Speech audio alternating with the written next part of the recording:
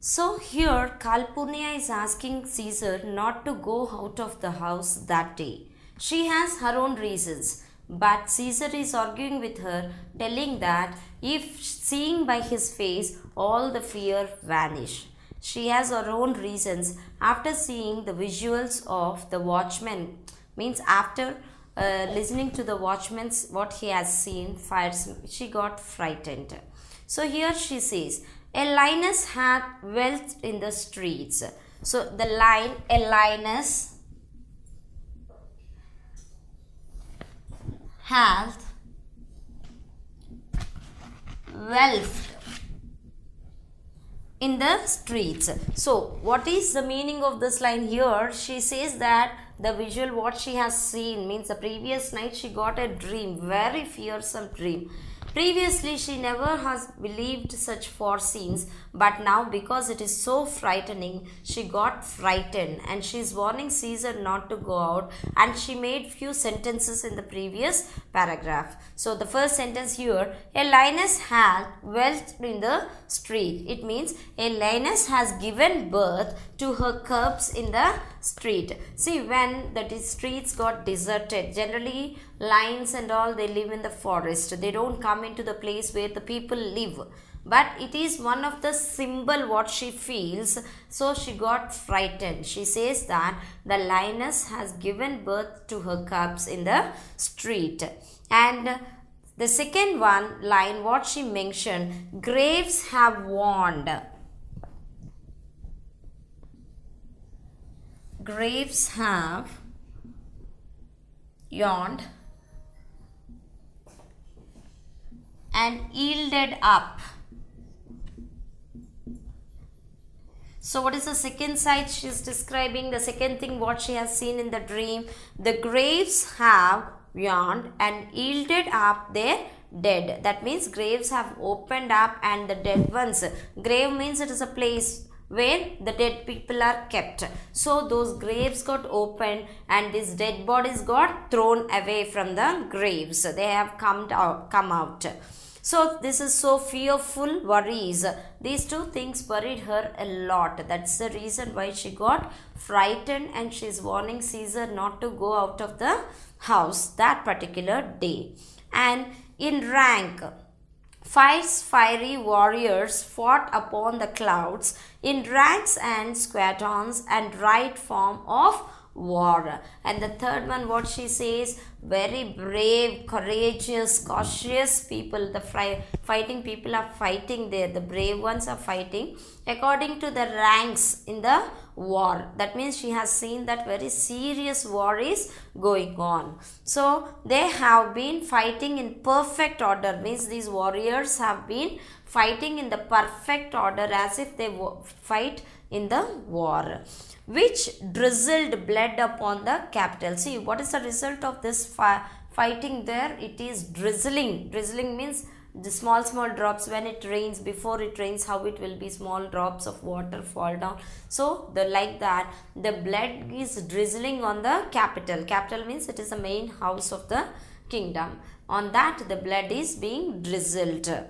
The noise of battle hurled in the air, horses did neigh and dying men did groan. So here the battle is going very severely and the sounds are coming, the fighting sounds are coming out. Horses are shouting like anything and the people who got injured in the war, who are dying, about to die, they are crying out of pain. These are the scenes what all explained by Calpurnia to Caesar, telling that as she had such a fearsome dream, horrible dream the last night, she is warning Caesar not to go out of the house.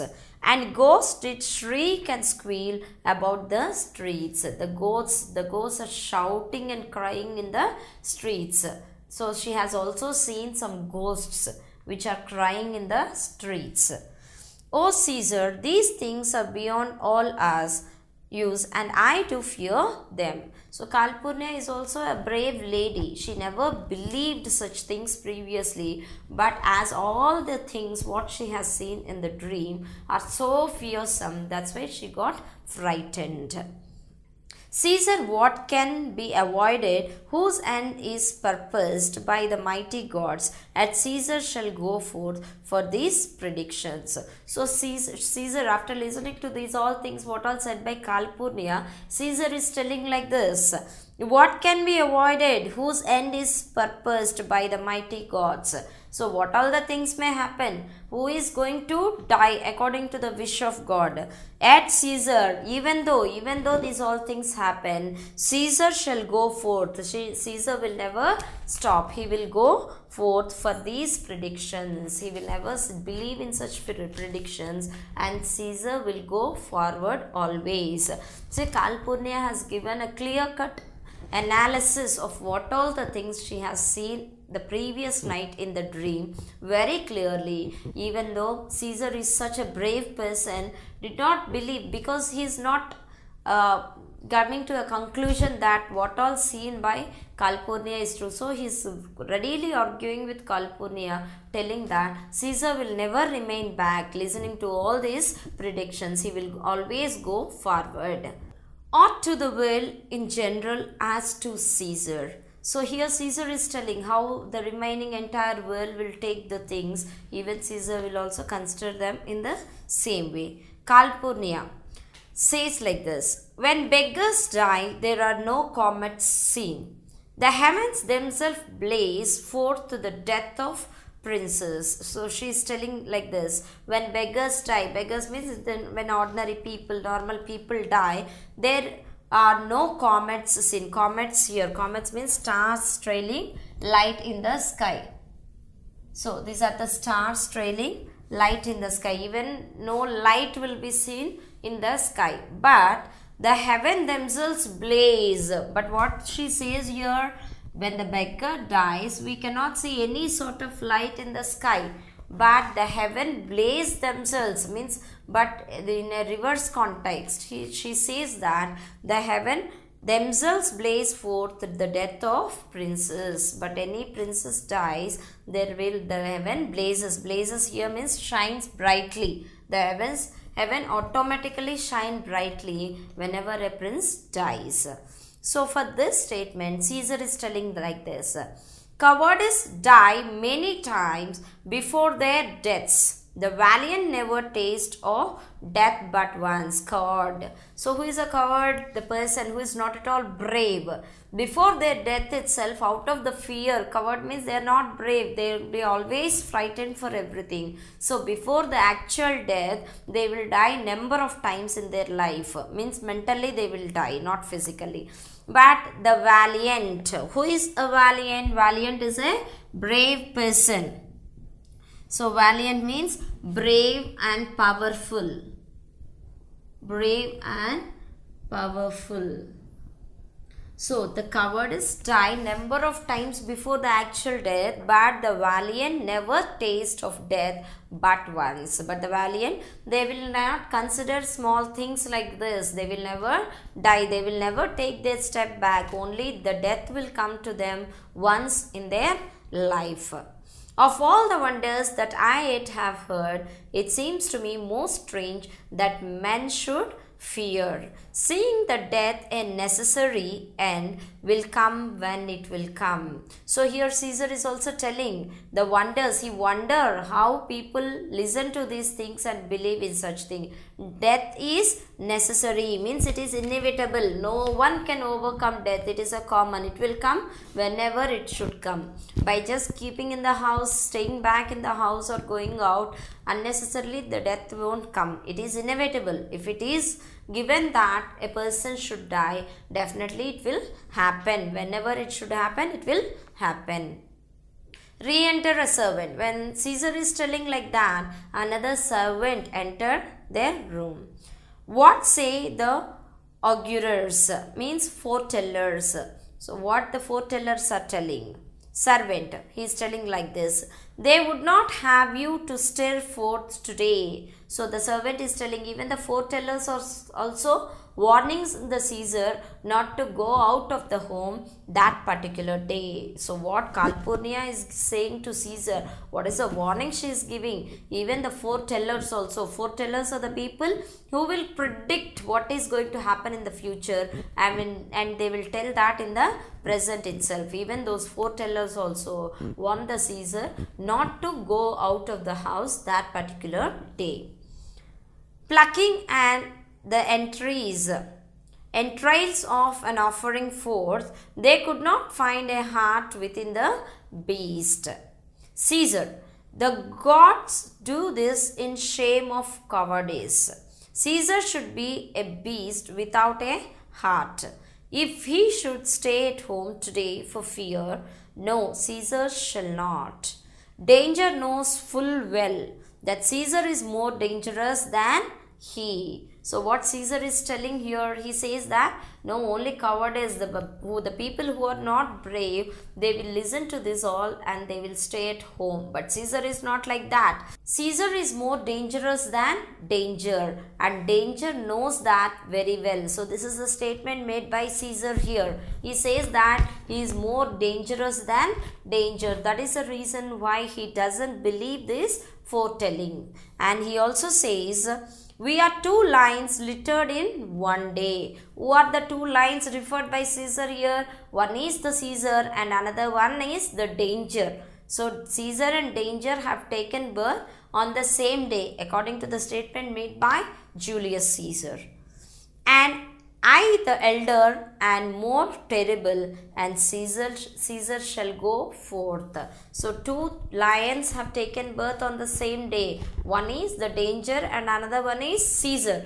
And Caesar says himself as the elder one, who is more dangerous than the danger. That is the reason he will never believe such things, and he always wants to go forth, to go forward.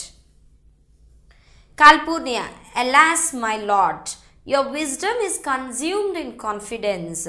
Do not go forth today. Call it my fear. That keeps you in the house and not your own. We'll send Mark Antony to the Senate house. Calpurnia is telling like this. She is telling that your wisdom is consumed in confidence. Consumed means here used. So his wisdom is totally used in his confidence. So that is a person, the Caesar is such confident, he is so confident that nothing will happen to him. If we go out, seeing his face, everything will become normal. That is the confidence of Caesar. So here Calpurnia says that your wisdom is consumed in confidence. Your wisdom is totally used by your confidence. Do not go forth today. Call it my fear. Please don't go out that particular day. She is requesting her husband and asked her, maybe because of her fear, she is requesting him not to go out of the house. That keeps you in the house and not your own. So my fear is making you stay at home, not your fear. You are not frightened. You are so courageous, but I am frightened. My fear is making you stay back at home. We'll send Mark Antony to the Senate house. Here she also gave an advice because all the remaining people are waiting for Caesar there in the Senate house. So she says, we'll send Mark Antony there. So Calpurnia says that it is better to send Mark Antony to the Senate house that day. And he shall say you are not well today. So she also says that Mark Antony will go there and say that as you are not feeling well, he is going to attend the Senate house. Let me upon my knee prevail in this. So here she not only requesting him, she is also on her knee.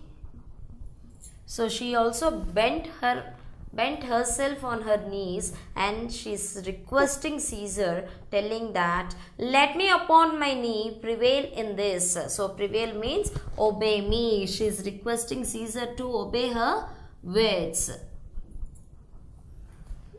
Sending Mark Antony to Senate house and making Caesar stay back at home. That is the idea of Calpurnia. Caesar, Mark Antony shall say, I am not well. and for thy humor I will stay at home. So Caesar, he is making fun out of what Calpurnia said. So he is laughing and telling that Mark Antony will go and tell that I am feeling ill, and for your sake, for your humor, I need to stay at home. How funny it is. This is a statement made by Julius Caesar. Enter Decius Brutus. So now another character entered into the scene. He is Decius Brutus. Brutus has entered. So Brutus is the main character, how we have described in the introduction. He is a very nice person who loves his country like anything. His country, love towards his country is more than anything. In English dictionary, from his name, the word brute has entered. So it has come from the name of Brutus. Here's Decius Brutus, he shall tell them so. Decius Brutus, Caesar, all hail, good morrow, worthy Caesar. I come to fetch you to the Senate house. So Brutus entered, he wished for the benefit, for the glorious tomorrows for Caesar, and he also mentioned to the Caesar, telling that he came there to take the Caesar to Senate house. Caesar, and you are come in very happy time. So Caesar is telling like this, yes Brutus, you have come on the right time, to the right place, to bear my greeting to the senators and tell them that I will not come to today. So here Caesar is telling to Brutus like this, you have come to the right place in right time. It is better you go to the Senate house and tell to the senators, the people who are there, that I am not going to come to the Senate house. Cannot is false, and that I dare not, falser. So Caesar is telling cannot is actually a false statement, and that I dare not is more false than what I said earlier. I will not come today, tell them so, Decius. So Caesar asked Brutus to tell that particular day Julius Caesar is not going to attend the Senate house. So he doesn't have any particular reason to tell to Brutus. Actually, he is telling that I cannot come. It is not true. That's why he mentioned it as false. He is not dare enough to come. That is even more false, because he is not that cowardice. So he is so brave person. So even that is also a lie. And finally he gave a statement telling to Brutus that go and tell that I am not coming. Calpurnia, immediately she is adding. Calpurnia, she is telling like this, say he is sick. Calpurnia asked Brutus to tell that Julius Caesar is sick. Caesar, shall Caesar send a lie? So Caesar is telling that should I lie? I should lie. Is it the correct thing? Should I send a lie? Is the statement made by Caesar. Have I in conquest stretched mine arms so far, to be afraid to tell graybeards the truth? Decius, go tell them Caesar will not come. So here Caesar is telling that, see, I am a victorious person. I am the victory. And going to that old people and telling a lie as if I am not dare enough to tell the truth. No, I don't want that. So Caesar asked Brutus to go and tell just Caesar is not going to come to the Senate. Brutus, most mighty Caesar, let me know some cause, lest I be laughed at when I tell them so. Brutus again questioned Caesar, asked Caesar, tell me the reason why are you not coming. Otherwise, if I go and make the statement like this, they all will laugh at me, as I couldn't give the reason for your not coming to the Senate house. Brutus, so mighty Caesar. So Brutus, while addressing Caesar itself, is addressing him as a great Caesar. So when great Caesar is not coming to the Senate house, Brutus need to give some reason there. So he is requesting Caesar to tell the reason for his not coming to the Senate house. Caesar, Calpurnia here, my wife, stays me at home. She dreamt tonight she saw my statue, which like a fountain with 100 spouts.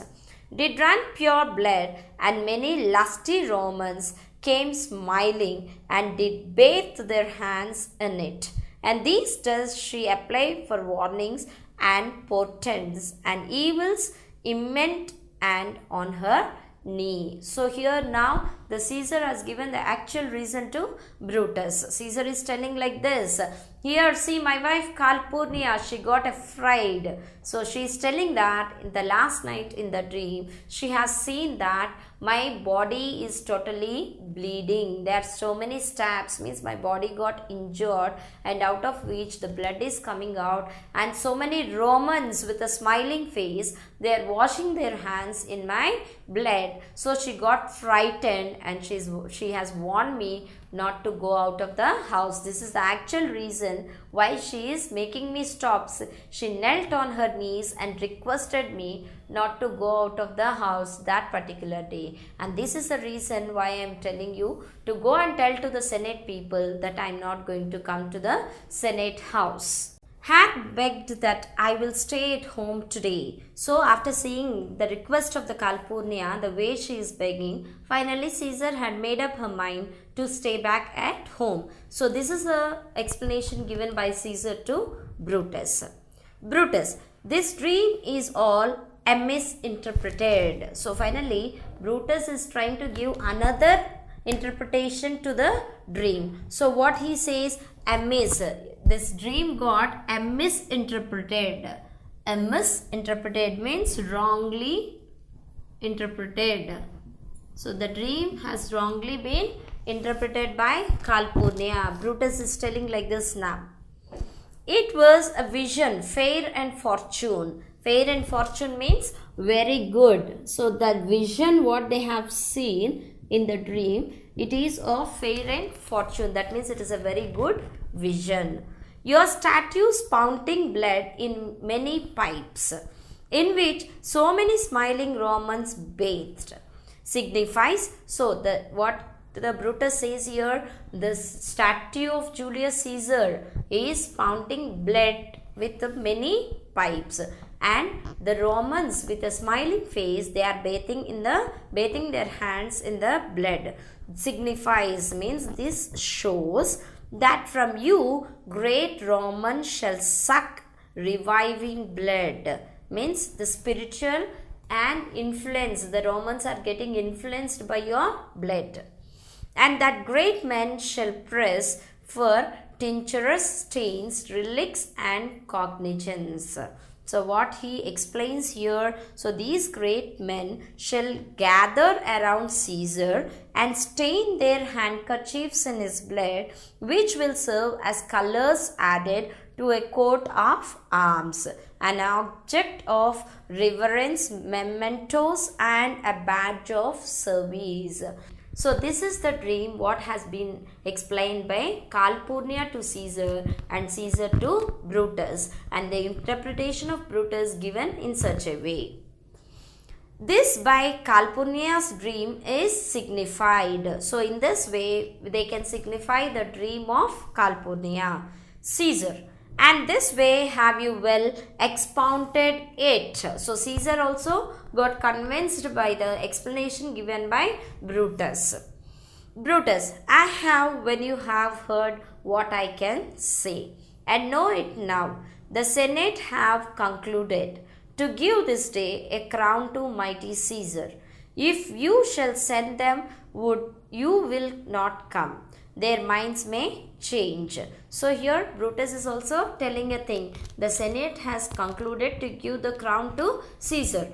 Now let me tell you clearly whether you are coming to the Senate or not. If you don't come, their minds may change. They may decide with the conclusion that they will give the crown to you only. Caesar, how foolish do your fears seem now, Calpurnia? I am ashamed I did yield to them. Give me my robe, for I will go. So Caesar finally is telling, see how silly you have interpreted your dream. So even I have also become very silly believing these all things. Now I am going to move to the Senate, give me my gown. So Caesar asked to give his dress to go to the Senate. Enter Publius, Brutus, Ligurius, Metellus, Casca, Tribonus and Cinna. So these are the people had entered the Senate now. Caesar addressing these all people.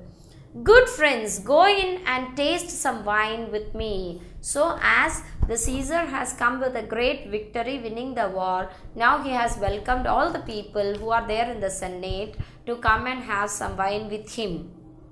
And we like friends will straightway go together. So he also addressed them all as his friends, and together as a friends they all will go together to enjoy the wine. Brutus, that every like is not the same, O Caesar. The heart of Brutus yearns to think upon. So here Caesar is addressing all the people as his friends. But there is a dilemma to the Brutus. What he says, see here. So Brutus, what is he feeling now? He is feeling, Brutus' heart grieves when he thinks that being like a friend is not same as being a friend. So we all are being friends, will go together is the statement made by Caesar. Being like a friend is totally different from being a friend. That is the difference what Brutus has identified, and his heart is grieving out of that, and he is telling about it. Exeunt. So they goes out, all of them, they goes out from there. Act 3, Scene 1.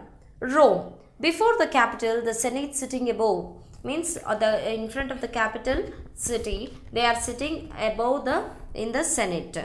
Flourish. Enter. Caesar, Brutus, Cassius, Casca, Delius Brutus, Metellus, Cimber, Trembolius, Cinna, Antony, Lepidus, Populus, Publius, and others. Caesar, are we all ready? What is now amiss? Means now Caesar, he started addressing the Senate, who are the people sitting there. He started addressing them and telling what all the amiss. Amiss means what all the things they need to discuss, what all the problems they have, what all the wrong things happen there. So that Caesar and his Senate must redress. Means the Senate, Caesar and the people in the Senate, they'll sit and they'll discuss about all the problems and they'll make them correct. Cimber, most high, most mighty and most puissant Caesar, Metellus Cimber, throws before their seat. So here Cimber, he came there, throwing himself in front of the seat of the Julius Caesar and praising Julius Caesar. He is telling, any humble heart knelling. Caesar, I must prevent 3, Cimber. These couchings and these lowly courtiers might find the blood of ordinary men and turn preordinance and first decor into the law of children. Thy brother by deceit decrease and banish. If thou doesn't bend and pray and fawn for him, I spurn thee like a cur out of my way. No, Caesar doth not wrong, nor without cause will he be satisfied. So here, Cimber is a person whose brother got vanished, means he got sent away from the kingdom by Caesar. So Cimber knelt on his knee in front of the Julius Caesar, requesting him in a very polite way to bring his brother back to the kingdom. But Caesar is very particular and very serious in the issue, and he is telling, even he is giving a warning to Cimber also, not to request to bring his brother back, else he will send him also away from the kingdom. So Cimber requested Caesar here regarding his brother, and Caesar gave a very strict warning to Cimber not to ask anything about his brother. Cimber, is there no voice more worthy than my own? So as Cimber has already requested and Caesar did not accept to bring his brother back to the kingdom, now Cimber is requesting the other people in the Senate that no one is there here to support him. To sound more sweetly in great Caesar's ear for the repealing of my banished brother. Brutus, I kiss my thy hand, but not in flattery, Caesar, desiring thee that Pubus Cimber may. So here, Cimber, as he requested, so no one is there in the Senate whose sound can be sweet to Julius Caesar. That means because of whose request Caesar may accept the request of Cimber. Immediately Brutus came forward and he said, I kiss thy hand, but not in flattery. So Brutus came forward and he said, I kiss your hand, not because of as I am going to flatter you, just Caesar, desiring thee that Pubus Cimber may. So Brutus also requested Julius Caesar to accept the proposal given by Cimber. Have an immediate freedom of repeal, means immediately Caesar cancelled. Repel means cancel. He did not accept Brutus' request also. Caesar, what? Brutus, Cautius, pardon. Caesar, pardon. Even Cautius also requested the Caesar to excuse. As low as to thy foot doth Cautius fall. So immediately Cautius also, he fall on his feet and he requested to beg enfranchisement for Publius Cimber. So even Cautius also requested Caesar to excuse Cimber. Cautius, I could be well moved if I were as you. If I could pray to move, prayers would move me. But I am constant as the northern star, of whose true fixed and resting quality there is no fellow in the firmament.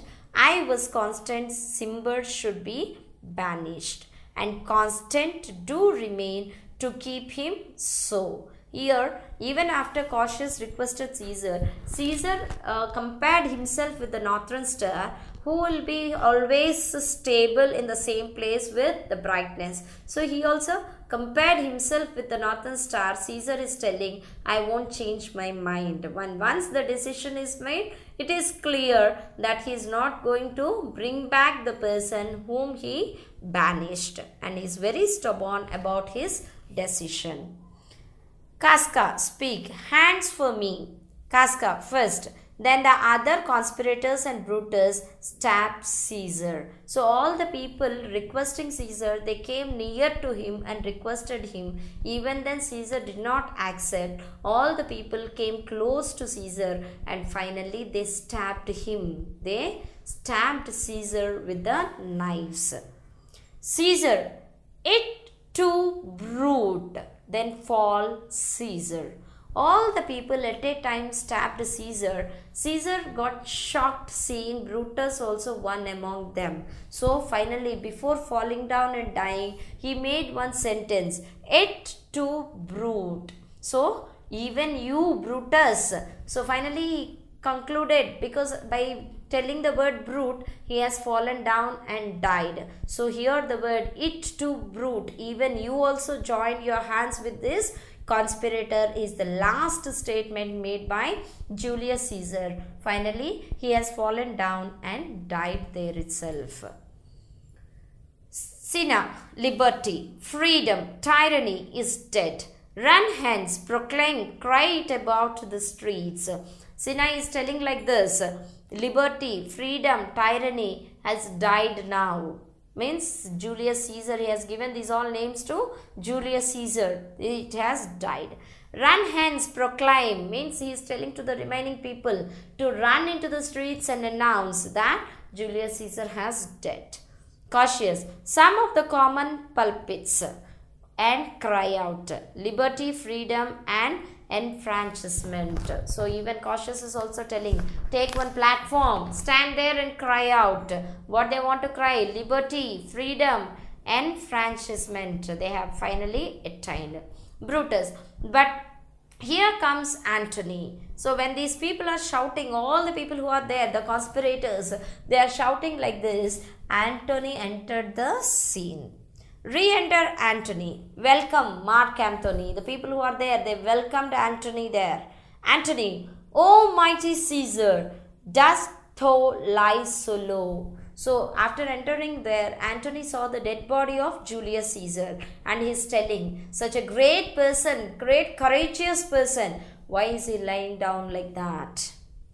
Are all thy conquests, glorious triumphs, spoils shrunk, and this little measure fare thee well?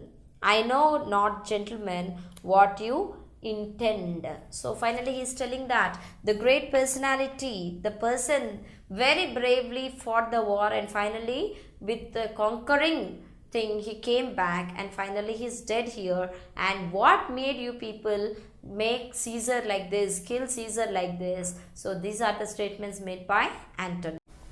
So now Antony, addressing the gathering near the platform which is provided to him, he started talking to the people. Who else must be let bled? Who else is rank? If I myself, there is no art so fit as Caesar's death are, nor no instrument of half that worth as those your swords made rich with the most noble blood of all this world. So he is expressing his grief, he is expressing his sadness to the people, telling that, so what all the things all happen, he is adding those all things into their credits. I do beseech ye, if you bear me hard. Here, beseech is the word where he is requesting the people. It is the request. So he is requesting the people, if you bear me hard, means bear a grudge against me, means as they have, the conspirators have done like this, the people, if they develop grudge against him, now visit your purple hands, do reek and smoke. So here purple hands means the people who got involved in the conspiracy, their hands have become purple. Purple, it is a deep red color because the hands got stained with the blood of Julius Caesar. Hands to reek means stench. The hands may be stench and smoke. Fulfill your pleasure, live 1,000 years. I shall not find myself too apt to die. No place will please me so, no mean of death. As here by Caesar and by you cut off, the choice and master spirits of this age. Here master spirits means the powerful spirits. The master spirits, what referred by Mark Antony here, are the powerful spirits.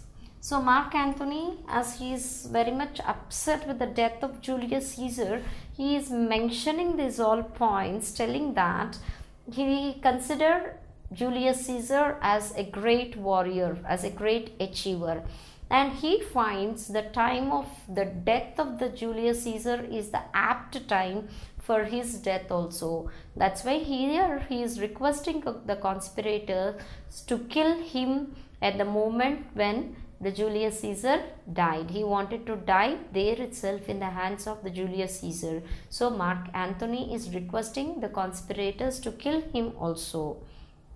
Brutus, O Antony, beg not your death of us. So immediately Brutus started reacting to the statements made by Mark Antony. He is telling that don't ask us, don't beg us to kill you. Though now we must appear bloody and cruel.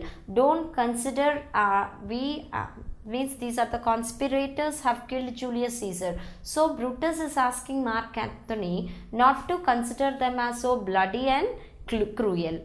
Yet see you but our hands, and this the bleeding business they have done. Our hearts you see not, they are pitiful. And pity to the general wrong of Rome, as fire drives out fire, so pity hath done this deed on Caesar. For your part to our swords have leaded points. Mark Antony. So Brutus is telling to Mark Antony that as they have killed the Caesar, because they don't have anything separately about Caesar, they are more concerned about Rome, the people of the Rome. So to save the people of the Rome, they kill Caesar by playing a conspiracy, but they don't have anything against Mark Antony. That's why they are telling that Mark Antony is so lovable to them like the other people of the Rome. That's why they don't want to kill Mark Antony, only because Caesar, as is, they feel that he is becoming as a monarch. So to save the people of the Rome, they killed Julius Caesar. Our aims, our arms in strength of malice, and our hearts of brother's temper do receive you in, with all kind love, good thoughts, and reverence. Reverence here means respect. So this is the word used by Mark Antony by giving the reference of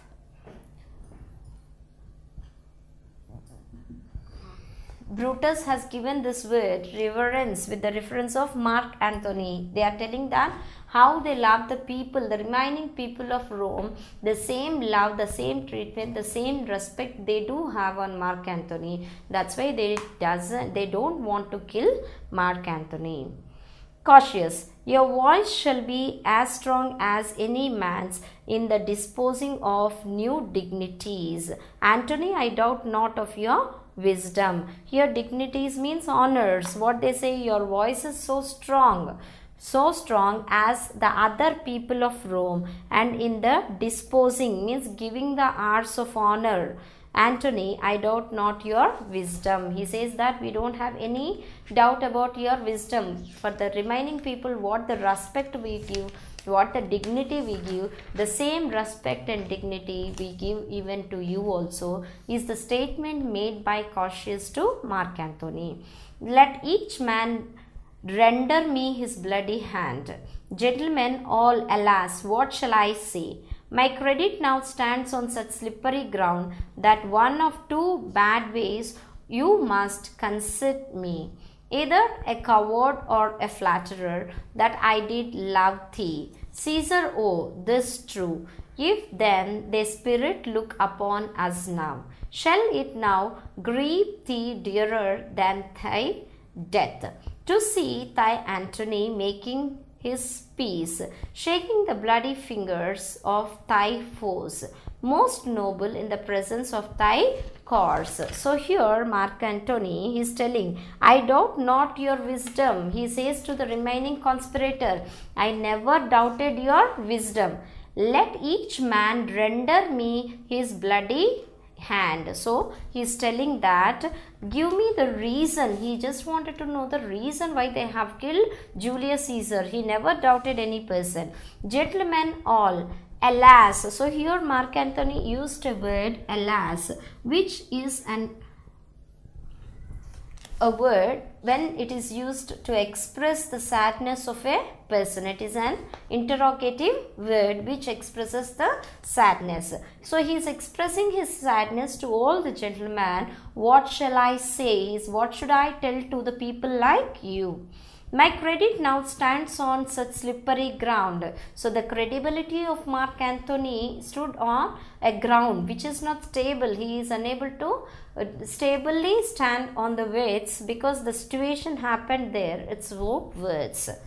That one of two bad ways you must conceit. Conceit means consider. The word conceit is given here. So two bad things they have to consider. The conspirators have to consider here. What are they? That one of two bad ways. So he said one of the two bad ways they have to consider, either a coward or a flatterer. So two ways he referred now. He is addressing himself as a coward. Coward is a person who is not brave. Flatterer means he started requesting the people there. Means he is doing these all things to win the confidence of the conspirators. You may consider me either a coward or a flatterer. Mark Antony is telling this thing to the conspirators.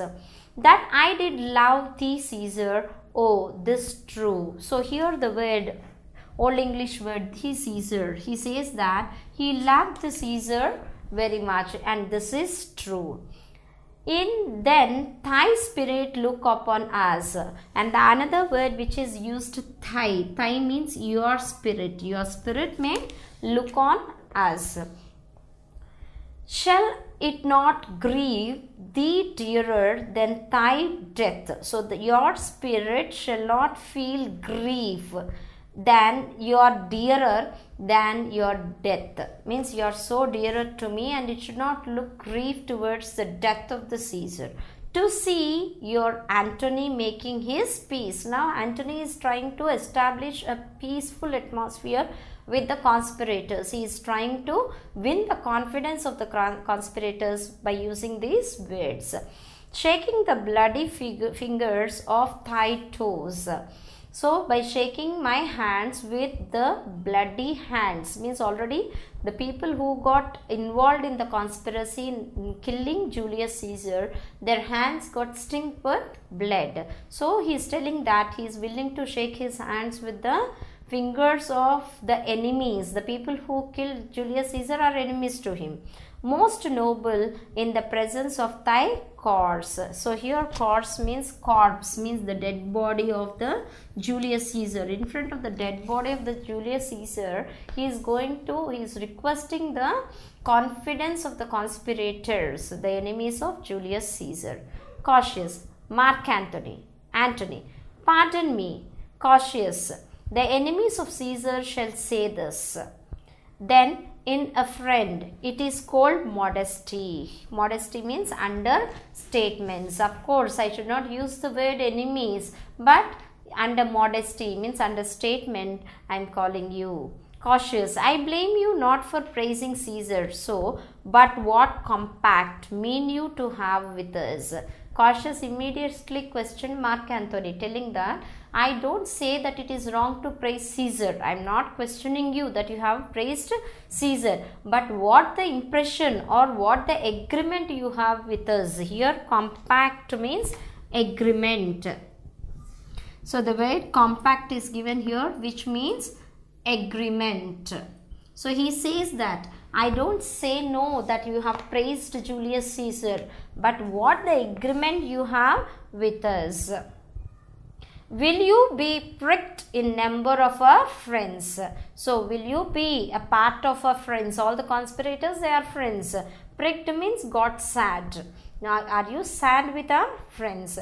Or shall we on and not depend on you? So should we depend on you? Are you going to join with us, or shall we continue without you? Antony is telling like this to the Cautious. Therefore I took your hands, but was indeed swayed from the point by looking down on Caesar.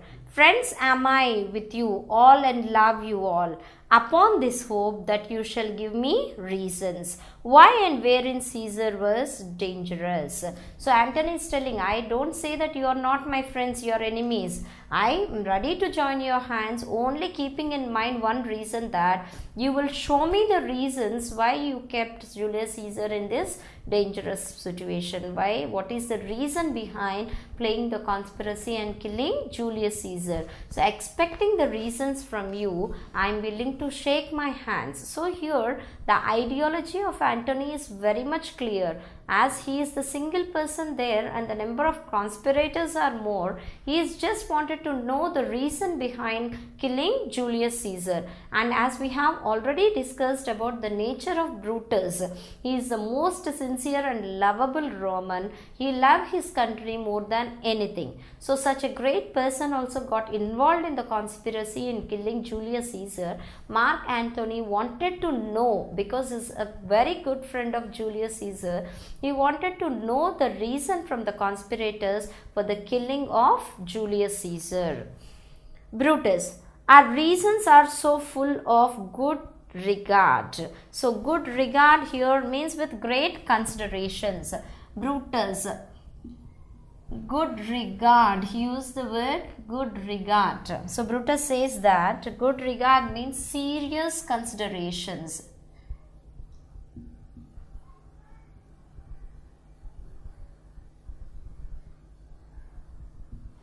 So Brutus is telling to Mark Antony, we have our own reasons, we have our own conditions to involve in this conspiracy. that were you, Antony, the son of Caesar, you should be satisfied. So the reasons what all we have, if we explain you, definitely you will also be satisfied. We will satisfy all the reasons. We will tell you all the reasons because of which we killed Julius Caesar. So Brutus is trying to convey Antony the reasons for which they have killed Julius Caesar. Antony, that's all I seek, and am moreover suitor that I may produce his body to the marketplace, and in the pulpit, as becomes a friend, speak in the order of his funeral. So there is a reason, a very serious reason behind killing Julius Caesar. Now he is telling to Antony, that's all I seek. Antony is telling, that's all I want. I wanted to know the reason behind this act. And am moreover suitor that I may produce his body to the marketplace. Antony here also expressed his wish, his willingness to produce the body, to take the body into the marketplace. Why he wanted to take the body to the marketplace? And in the pulpit. Pulpit means it's a platform, it's a dais where they'll get a place to talk to the people of Rome. It's a place, marketplace, where they can address the people. As becomes a friend, speak in the order of his funeral. Order means ceremony. In the ceremony of Julius Caesar. So in the way of doing his funeral, Antony wants to address the people. Antony wants to speak to the people. That's why he has selected his own platform. Here pulpit means it's a platform where they are going to conduct the funeral of Julius Caesar, and they have selected the marketplace for this. Antony is also a very intelligent person. So he has complete grief against the death of Julius Caesar, but right now he is not showing that to the conspirators. Brutus, you shall mark Antony. When Antony requested the conspirators to take the body to the marketplace and go on with the next funeral and ceremony things what they have to do, so at the same time they wanted to address the people also. Right away, listening to this, Brutus accepted the proposal given by Mark Antony. Cautious, Brutus, a word with you. Immediately cautious, he became so cautious. He took Brutus aside from the scene, and he was telling aside to Brutus. So he called Brutus aside from this gathering. You know not what you do. Do not consent. So he is warning, Cautious is warning Brutus not to accept for the proposal of Mark Antony. So Cautious is warning Brutus not to readily accept for the proposal of Mark Antony. Consent is the word given here, which means accept. So he asked Brutus not to accept for the proposal of Mark Antony. That Antony speak in his funeral, know you how much the people may be moved by that which he will utter. So utter means speaking. Here Cautious is warning Brutus, telling that in the marketplace, if Mark Antony addresses the people, you know how much the people will be moved, how much the people will be attracted towards his speech. That's why don't give a chance to Antony to address the people, is the suggestion given by Cautious to Brutus. Brutus, by your pardon. Pardon means excuse me. Now Brutus came back and he's telling pardon. Pardon means excuse me. I will myself into the pulpit first. So he came back and he's telling like this now. He's telling to Mark Antony. So I will enter the platform first. Here pulpit means the platform, the place where they are going to address the people, into the marketplace, and show the reason of our Caesar's death. What Antony shall speak, I will protest. So protest means here announce. Here the word protest means announce. What Brutus is telling here, first I will go to the marketplace. I will give the people, all the people, the reasons behind the death of Julius Caesar, and after that I will announce about the Mark Antony's speech. Like that Brutus is telling to Mark Antony. He speaks by leave and by permission. So finally Brutus is telling that Mark Antony will be the speech of Mark Antony will be announced by me, or after that with permission Mark Antony will address the people. Cautious, I know not what may fall, I like it not. So Cautious is already warning. He doesn't want Mark Antony to talk to the people. He is repeatedly telling the same, not to give the chance to Mark Antony. Brutus, Mark Antony, here take your Caesar's body. You shall not in your funeral speech blame us. So one more condition they told to Antony. What are they telling here? They are telling, Brutus is telling that now you can take the Brutus body into the marketplace. You can talk to the people, but you should not utter a single word against the conspirators, against those people. This is a condition which is given by Brutus to Mark Antony. But speak all good you can devise of Caesar. Means you can devise means another word.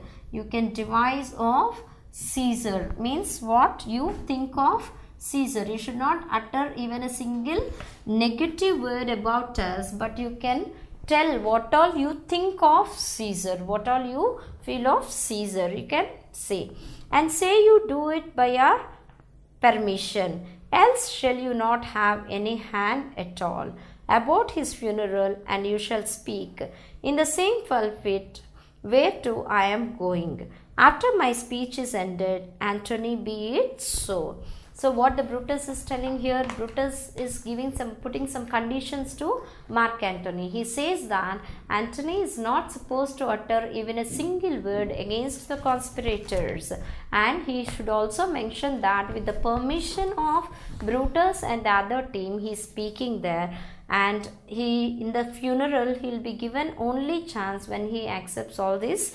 conditions. And Antony, he said, be it so. Finally, Antony also accepted for the proposal given by Brutus. I do desire no more. So, finally, Brutus accepted.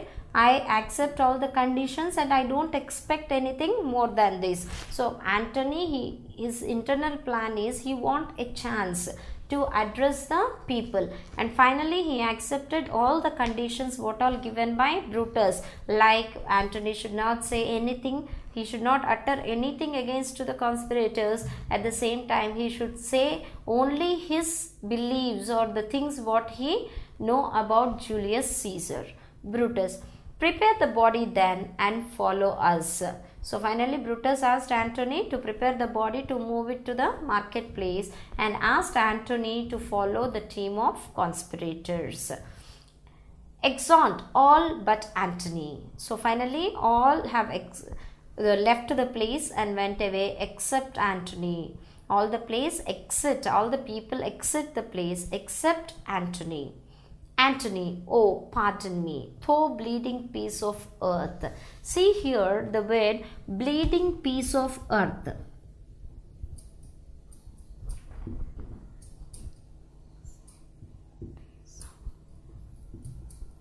So this is the statement what Antony is making, seeing the dead body of Julius Caesar. Here all the people left the place because they left Antony there to prepare the dead body to move from that place. All have left. When Antony all alone, he left over there, he is telling, oh, pardon me. Pardon me means excuse me, thou bleeding piece of earth. That means he is addressing the dead body of Julius Caesar as the bleeding piece of blood. Bleeding piece of earth. That I am meek and gentle with these butchers.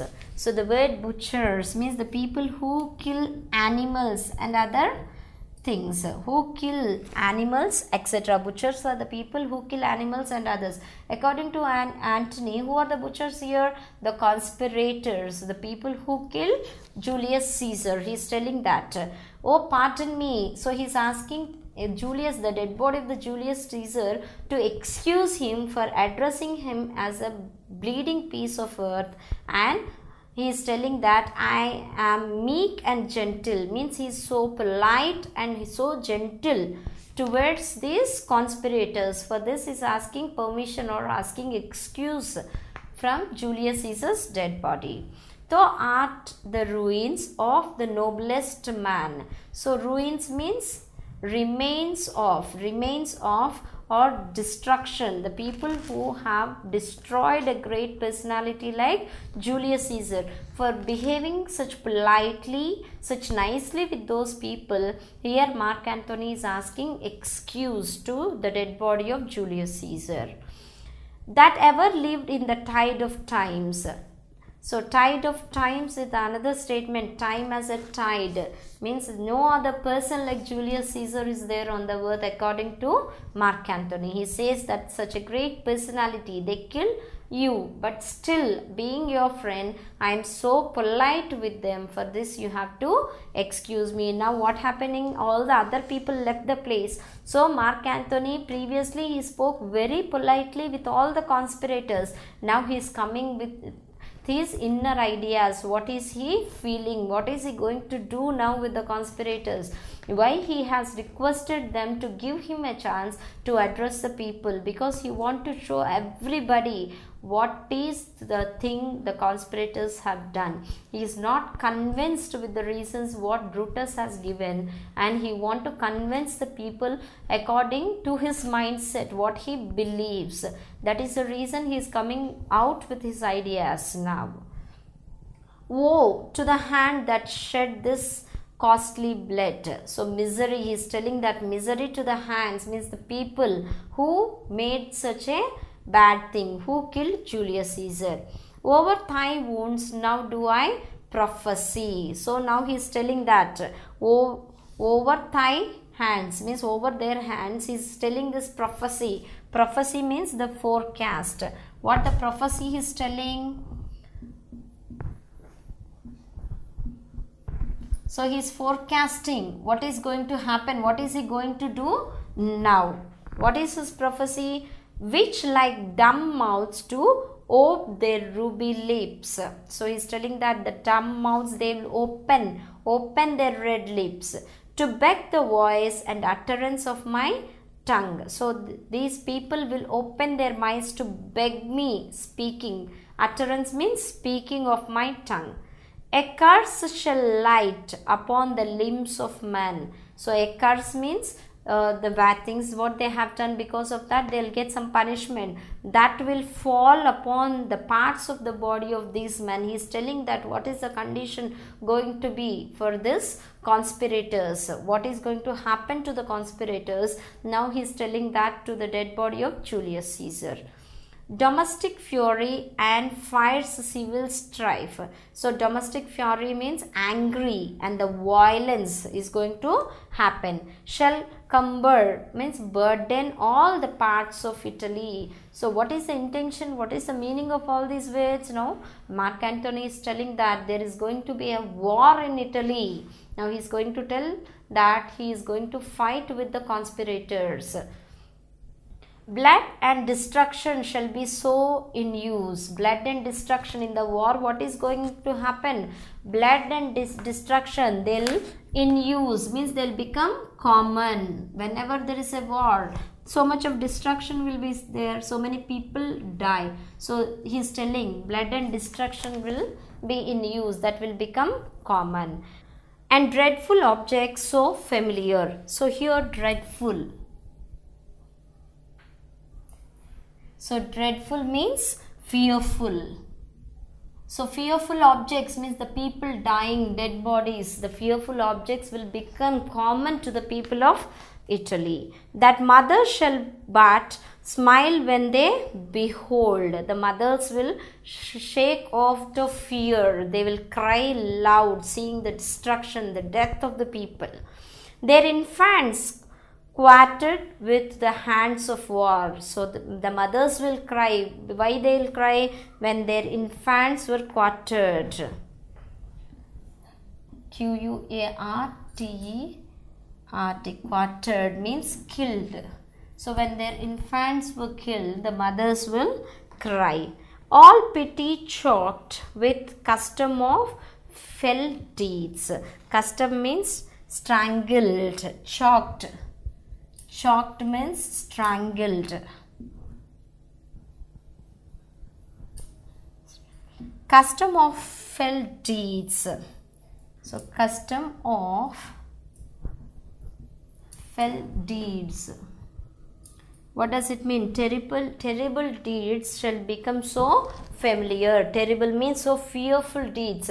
See here, don't you recollect what Calpurnia was warning Julius Caesar prior, because she was all telling all dreadful things to Julius Caesar that she has seen in the dream. The same things now Mark Antony is repeating here. So he is telling that the mothers will cry seeing the death of their infants.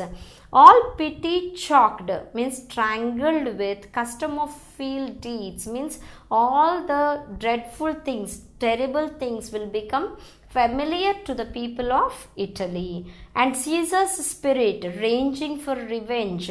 So he's also telling the spirit of Caesar will come out as a ghost to take revenge on the conspirators. The same thing Calpurnia also mentioned what she has seen. The ghosts will roaming in the streets, crying and running. So here Antony is telling that Julius Caesar's ghosts will come out to take the revenge from conspirators. So like that we can link up with the forecasting what is given by Calpurnia to Caesar, making him stop to attend the Senate house. At that time Brutus changed the meaning of all the scene which is given by Calpurnia and convinced Julius Caesar to attend the Senate house. Now the same thing is being repeated. With 8 by his side come hot from hell. 8 is the goddess. So 8 is the goddess of revenge. So Julius Caesar's ghost comes out with 8. 8 is the goddess of revenge. To take the revenge, Julius Caesar will come out with 8 to take the revenge. Shall in these confines with a monarch's voice cry havoc and let slip the dogs of war, that this foul deed shall smell above the earth, with Charon men groaning for burial. So here he is clearly explaining the situation, what is going to be, how he is going to take the revenge on the conspirators because of the assassination of Julius Caesar. So shall in these confines means confined places, shall in these confined places, confines means confined places with a monarch's voice means as a monarch. In this place I am telling like this, cry havoc. Havoc means destruction. Havoc means destruction. In this havoc, destruction, and let slip the dogs of war, that this foul means bad, evil, what the conspirators have done, bad or evil deed shall smell above the earth, means this will come out of the earth. Everybody will know, everyone have to pay. Those who got involved in this conspiracy, everybody should pay for this. Exhort with Caesar's body. So telling like this, Mark Antony moves out with the Caesar's body. So here it is very clear that the intentions of Mark Antony, as he was speaking to the conspirators, he is not really that cool.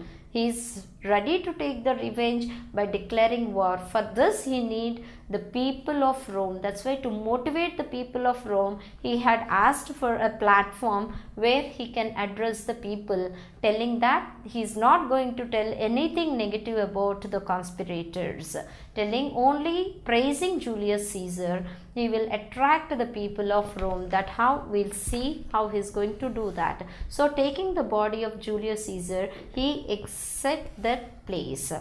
So the form Act 3 Scene 2, entered Brutus and Cautius and a throng of citizens. Throng of citizens means the group of citizens. They have entered the scene now. Citizens, we will be satisfied, let us be satisfied. The people who have come there seeing the dead body of Julius Caesar, they are asking the reasons. They are asking to satisfy them, telling the reason that how it happened. Citizens, we will be satisfied. Let us be satisfied. Brutus, then follow me and give me audience, friends. So Brutus is telling, if you want to be satisfied, then follow me, then come to me, come with me and listen to me. So he welcomed the people to follow him and to listen to what he's going to tell about the death of Julius Caesar. First citizen, the people, the gathering. So the people started discussing like that. The first person is telling, I will hear Brutus speak. First person is telling, first let us listen to Brutus. What is he going to tell? Brutus goes into the pulpit. Pulpit means the platform where they are going to stand and address the people of Rome. The first citizen said that he wanted to listen to Brutus. So Brutus, he entered the pulpit. Second citizen, the noble Brutus is ascended. Silence. Ascended means came up. As the Brutus entered the pulpit, the second citizen is telling, the noble Brutus, all respect Brutus very well because he's a respectable person in Rome, as we have discussed earlier. As he entered, the second person is telling like this, as Brutus has come up, let us all be silent. Let us listen to what is he going to tell us. Brutus, be patient till the last. So before starting the speech itself, Brutus is telling like this, be patient till the last, till the end of my speech, be patient. Means be carefully listen to me what I am going to tell. Romans, countrymen and lovers, I hear me for my cause. So he is telling Romans, the country people, the people whom he loved very much. He hear me for my cause. He is telling that the reason, his cause of getting involved in the conspiracy. So actually he is a person who loves his country very much. Then why he got involved in the conspiracy? Now he is going to tell his reasons of his involvement in the conspiracy. And be silent. So now I am going to give you the reason. All of you please be silent, that you may hear. Please be silent and listen to me. Believe me for my own honor. Believe me for my honor. So he is telling, believe me because you know I am honorable. Brutus is telling that. Please believe me whatever I say because I am honorable, I am respectable. You all respect me very much. That's why please believe what I am telling now. And have respect to my honor. So as I am honorable and you people have respect to my honor, please believe me what I am telling to you now. That you may believe censor. So he is telling that you may believe the censor. So censor means the judge. Censor means the judge that criticize me harshly. So censor means how is he judging, how the people are criticizing me in your wisdom, and awake your senses. Senses here is understanding. Awake your understanding. Try to understand what I am going to tell you. After listening to that, you judge me, you criticize me, whether what all the thing I did is correct or wrong. That you may the better judge. You people are the better judge. You can judge everything in a right way. So first listen to me, my own reason what I am going to mention now, and then you should judge me. Then you can judge me easily. If there be any in this assembly, any dear friend of Caesar's, to him I say that Brutus' love to Caesar was no less than his. So he started addressing the people like this. What is he telling now? If any one of you is a good friend of Caesar, if any good friend of Caesar is there in this gathering, my love towards Caesar is not less than your love. So if you are a close friend of Caesar, how you love Caesar, in the same way I too love Caesar. If then that friend demanded why Brutus rose against Caesar, this is my answer. If that friend questioned me, so if you love Caesar like me, the same how I love him, there is a question. Why you got involved in the conspiracy? Why you have done like this? If anyone question me, I am going to give the answer for that now. Not that I loved Caesar less, but that I loved Rome more. So this is the answer for that question. Brutus is telling that I don't love Caesar less, my love is more. But the love of my country is more than that what I love Julius Caesar. See here the statement once again. Not that I loved Caesar less, but that I loved Rome more. It is not that I love Caesar less, but I love Rome more than the love what I have towards Caesar. Had you rather Caesar were living and die all slaves, than that Caesar were dead to live all free men? So I have a question. Making Caesar alive and the people die, it is better to Caesar die and make the people of Rome live free. So two questions here is clearly explain his intention of killing Julius Caesar. So as he got involved in the conspiracy, it doesn't mean that he doesn't love Julius Caesar. He loves Julius Caesar, but at the same time the love what he had towards his country is more than the love what he had towards Caesar. So when he is so patriotic, when he loved his country very much, it ultimately means that he loves the people of his country. So when a question arises in front of Brutus that living Caesar and dying of many people, it is better to Caesar die and make the people of Rome live a free life. So this is the reason what Brutus has explained to the gathering in the marketplace. As Caesar loved me, I weep for him, as he was fortunate. I rejoice at it, his love, joy for his fortune, honor for his valor, and death for his ambition. So here he is very clearly explaining. He loved Caesar very much. So he is telling the different things. See here. As Caesar loved me, Caesar loved Brutus very much. I weep for him, means I cry whenever he is in problem. Who Caesar is in problem. As he was fortunate, I rejoice at it. As Caesar is so fortunate, I enjoy, joyfully enjoy it. As he was valiant. So valiant means courageous. The word valiant here means courageous. As Caesar is so courageous, as Caesar is so courageous, I honor him because of his courageousness. But as he was ambitious, I slew him. Slew means killed him. Now here Brutus is giving the reason. See, in all the areas in his life with Julius Caesar, Brutus is there. So whenever he is fortunate, Brutus enjoyed. When Caesar is fortunate, Brutus enjoyed. All the areas he was back of Julius Caesar. Brutus was back of Julius Caesar. But as now Brutus believed that Julius Caesar is becoming so ambitious. So here the word used by Brutus is ambitious.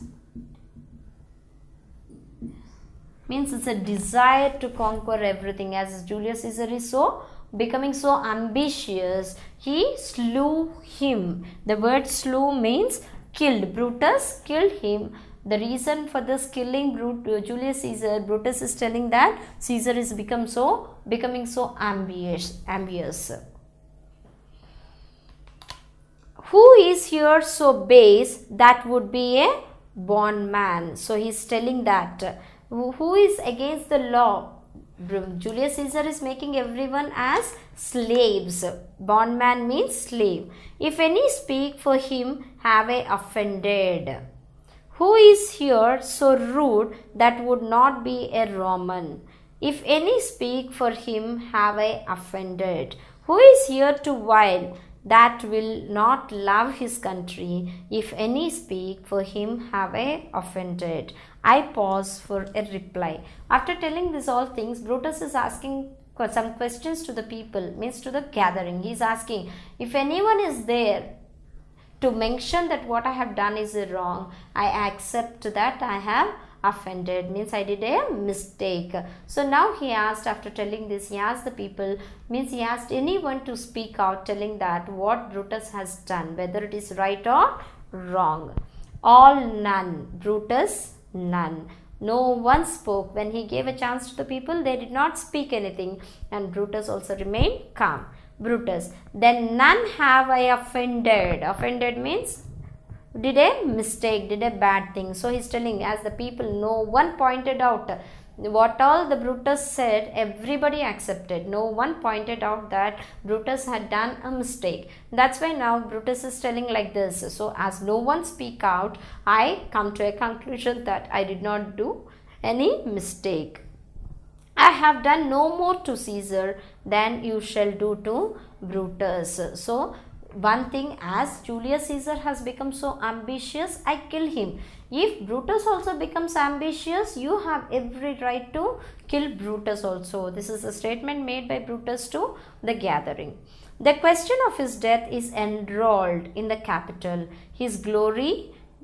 So the question of his death is enrolled in the capital. He is telling that now the question why Julius Caesar killed is enrolled with the reasons. It got recorded. Enrolled means recorded with the reasons.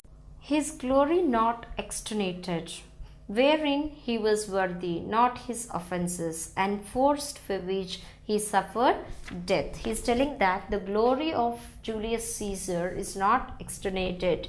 So extenuated means decreased. Decreased or lessened. The glory of Julius Caesar is not decreased because of his death, wherein he was worthy, nor his offences enforced. Offences means the mistakes done by Julius Caesar. Offensed means exaggerated, emphasized. The offences of Julius Caesar are not exaggerated. His glory is not reduced because of his death, for which he suffered death. Means the way the Julius Caesar has died, it doesn't say that the glory of Julius Caesar got reduced. Enter Antony and others with Caesar's body. So when Brutus is addressing the gathering, when he is telling like this, Antony came with the dead body of Julius Caesar. Here comes his body, mourned by Mark Antony. So the word mourn means wept over. So Antony is weeping at the body of Julius Caesar, who, though he had no hand in his death, shall receive the benefit of his dying, a place in commonwealth. Means commonwealth means the free republic, as which of you shall not. With this I depart, that as I slew my best lover for the good of Rome, I have the same dagger for myself, when it shall please my country to need my death. So Brutus is telling that here comes the Mark Antony with the dead body of Julius Caesar, as even though he doesn't have his hand in the conspiracy, we'll place him in the commonwealth, means in the free republic. We'll give him a place in free republic. As which of you shall not, means as which the people should not say. With this I depart. So with this Brutus says that he will depart, he will stop his speech, that as I slew my best lover. He says that as he killed his loved ones, he also loved Julius Caesar very much. Only because of the country he joined his hands with the conspirators for the good of Rome. So again, once again he mentioned the reason. Only for the benefit of Rome, he joined his hands with the conspirators. I have the same dagger for myself. He says that he had his own reasons behind that. When it shall please my country to need my death. So for the same reasons he is telling, if he also does any mistake, for the sake of his country, he will also be punished in the same way. All live, Brutus live. So people finally they are telling that Brutus live. First citizen. So the gathering, the first citizen is telling like this: bring him with triumph home up unto his house. So he is telling he should be accompanied until his house. Second citizen, give him a statue with his ancestors. So all are praising Brutus now, because he attracted the people with his speech, and all the people believed whatever Brutus said is correct. Third citizen, let him be Caesar. So he is telling that Brutus should become the next Caesar. Fourth citizen, Caesar's best parts. Best parts means Caesar's best qualities Brutus has. Shall be crowned in Brutus. So Caesar's best qualities can be seen in Brutus. Brutus can be crowned. First citizen, we'll bring him to his house with shouts and clamors. So all the people wanted to accompany Brutus till his house, shouting and praising the qualities of Brutus. Brutus, my countrymen. So listening to the people what they are telling, Brutus is again started addressing the people. He started telling like this, my countrymen. Second citizen, peace, silence, Brutus speaks. So Brutus is telling, please be silent, I am going to speak to you. First citizen, peace, hope. So first citizen is telling to others, all remain calm. Brutus, good countrymen, let me depart alone. So Brutus is telling that, no, don't accompany me now. Let me depart alone. I'll move away from here all alone. And for my sake, stay here with Antony. So he's giving permission now for the people. He's requesting the people to stay with Antony. Do grace to Caesar's corpse. So corpse means the dead body of Caesar. Do stay with the corpse of Caesar and grace his speech, tending to Caesar's glories which Mark Antony. So here Brutus is telling, he requested the people not to come with him. He wanted to go all alone. So he requested to people to stay there itself and attend all the rituals what they are going to do to the dead body of Julius Caesar, and at the same time he requested the people to listen to the speech given by Mark Antony praising Julius Caesar, telling about the victories of Julius Caesar. By our permission is allowed to make. So he has also mentioned that with their permission, Brutus is giving permission to Mark Antony to address the gathering there. I do entreat you, not a man depart. So entreat means, here he is also telling entreat. I do entreat means he do request the people that not a single person should move from there. Save I alone till Antony have spoke. So he is telling that I don't want any single person to move from here until Mark Antony finish of his speech. Exit. Telling like this, Brutus moves from that place. First citizen, stay ho and let us hear Mark Antony. Third citizen, let him go up into the public chair. We'll hear him. Noble Antony, go up. So Brutus, after attracting the citizens, after giving the reasons, all the people got satisfied with the reasons given by Brutus.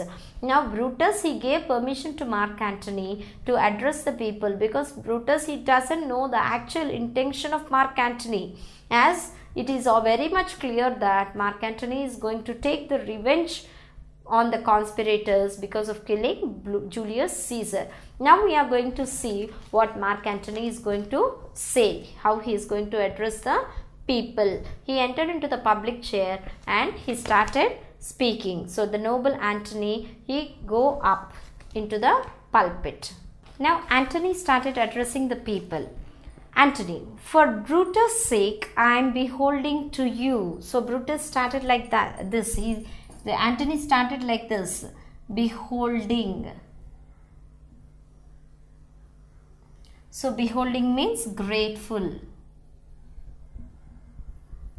Antony said he is so grateful to Brutus for giving him such a chance to address the people. Goes into the pulpit, means his platform. Fourth citizen, what does he say to Brutus? Fourth citizen got a doubt. What Antony is saying to Brutus is a question asked by the fourth citizen.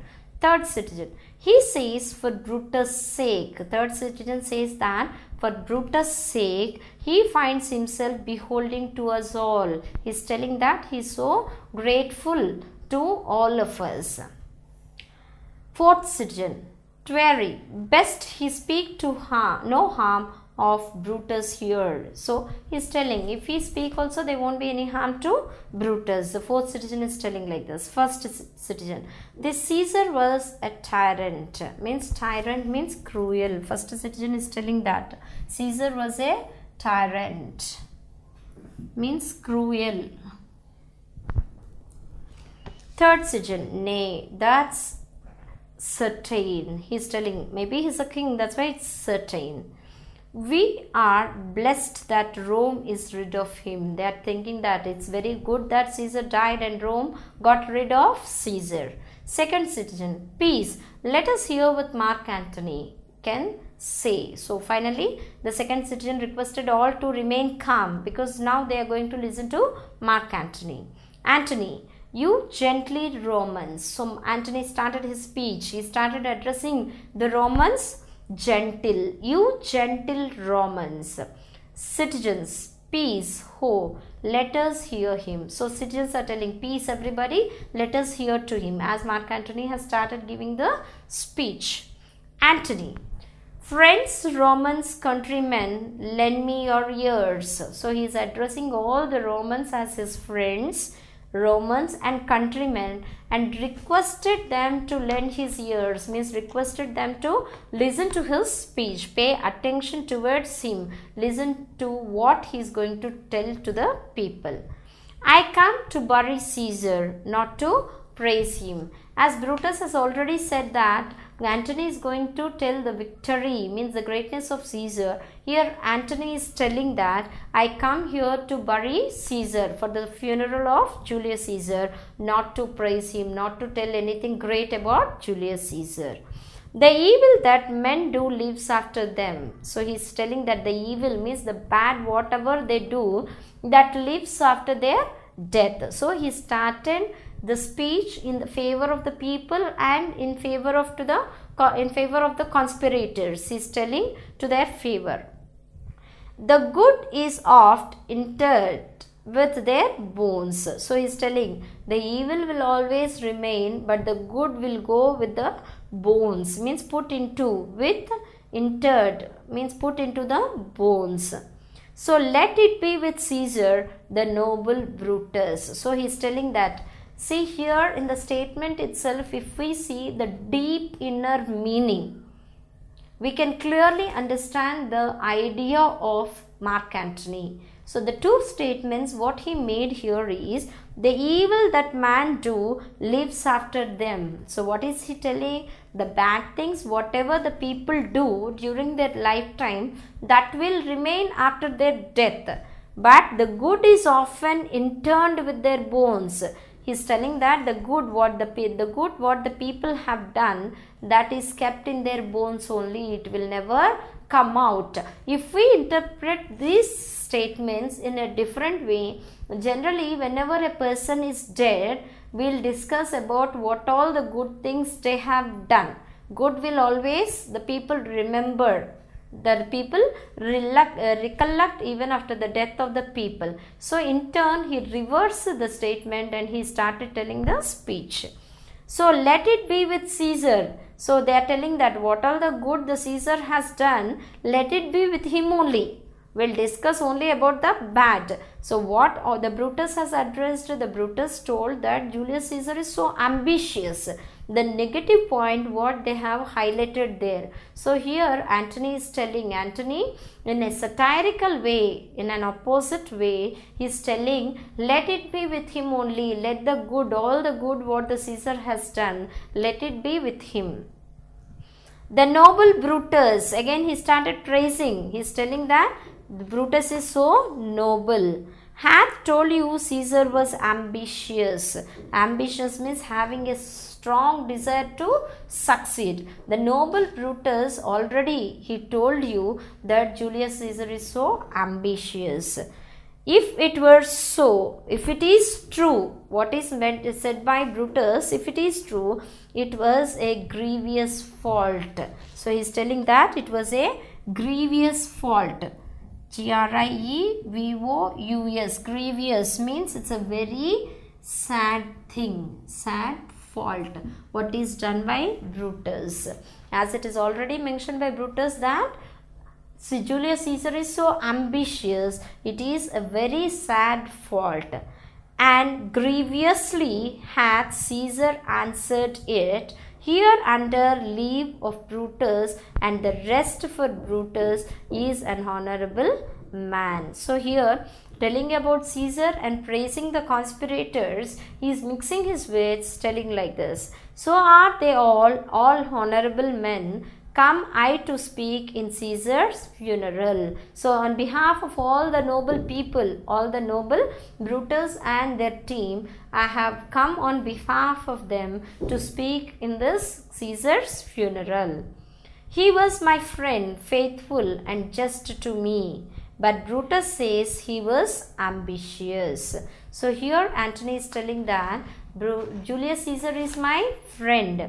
Julius Caesar is my friend and he is best to me, and Brutus says that he is so ambitious, and Brutus is an honorable man. So Brutus is a great person. He had brought many captives home to Rome. So here Julius Caesar has brought so many prisoners of war to home, whose ransoms did the general coffers fill. Ransoms means extortion money, ransoms, the money what got extorted from the prisoners of the war. So where did Julius Caesar brought all the money? To the coffers. Coffers means to the state's treasury. So here he is telling what all the acts, what all the deeds done by Julius Caesar. So when he caught the prisoners, so he brought the prisoners to the country and handed over all the money what he got extorted from the prisoners to the state treasury. So as he had rendered all the money to the treasury, Julius Caesar got addressed as an ambitious person to you all. So here if you can understand what an ambitious person will do. Ambitious person will always try to grab everything into his account. But here Julius Caesar, the money what he extorted from the prisoners, he did not keep that in his personal account. He kept all the money in the state treasury. So from the state treasury, the money will be used for all the people in the country. So he is very clearly, without telling that Julius Caesar is not ambitious, Julius Caesar is so great, Mark Antony did not make such statements. Instead of making such statements, what Mark Antony is doing here, he is praying Brutus and other conspirators, and he is telling about the deeds, the things what are done by Julius Caesar. Did this in Caesar seem ambitious? So here Mark Antony is questioning the people, as he has deposited all into the public treasury instead of his private. So now he questioned the people, the gathering. Did they see any sort of ambitious thing in the action? When that the poor have cried, Caesar hath wept. So when the poor people cried, along with Caesar also felt very bad. Ambition should be made of stern stuff. So stern stuff means hard substance. Here the word sterner stuff means hard substance. So according to the statement made by Brutus, if Julius Caesar is very hard, very ambitious, so seeing the weeping of poor people, he should not weep. He should be like a hard substance. Yet Brutus say he was ambitious.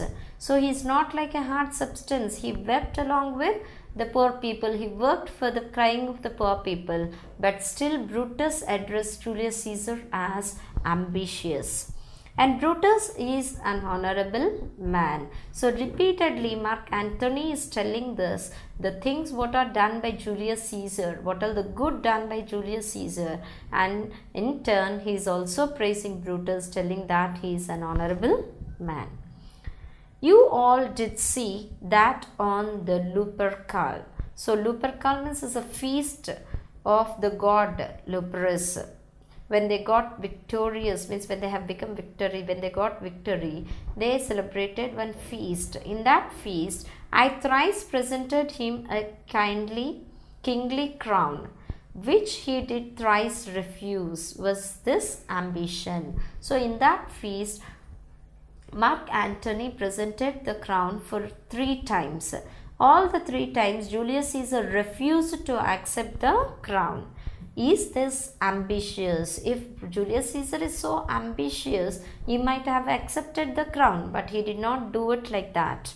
Yet Brutus say he was ambitious. He did not accept the crown, but still Brutus addressed him as the ambitious person.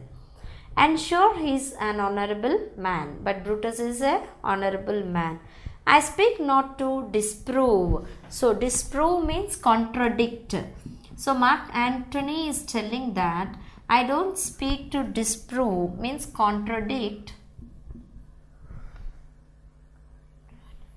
So contradict what Brutus has said, what Brutus spoke. I speak not to disprove what Brutus spoke. Here Mark Antony is telling that I am speaking these all things not to contradict the Brutus statements. But there I am to speak what I do know. I am just here, I am speaking what all the things what I know. I am not contradicting Brutus, what is said by Brutus. I am just telling what I know about Julius Caesar. You all did love him once, not without cause. What cause withhold you then to mourn for him? So once upon a time, all these people loved Julius Caesar without any cause.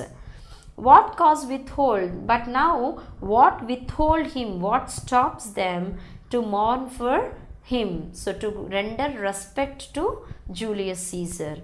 O judgment, thou art fled to brutish beasts. So he is telling here, Mark Antony, the judges, the people, thou art fled means run to brutish beasts. Very brutal act what they have done, the people, the conspirators, and men have lost their reason. So seeing this brutish act and the reason given by them, you all have lost your reason.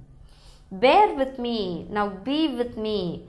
My heart is in the coffin there with Caesar. Coffin is a box where the dead body is kept. So coffin means box